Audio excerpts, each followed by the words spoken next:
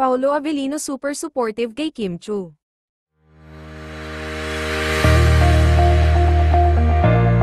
Kahapon sa ASAP performance ni Kim Chiu, ay suportado nga ito ni Paolo itong si Kim kung saan ay spotted ito at nakatitig kay Kim habang nag-perform.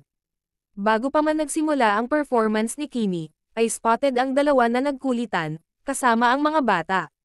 Inaaliw ni Pao itong si Kim dahil medyo kabado daw ito sa kanyang performance.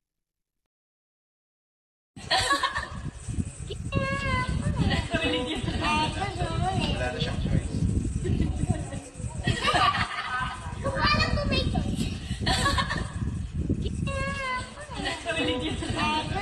Wala na siyang choice.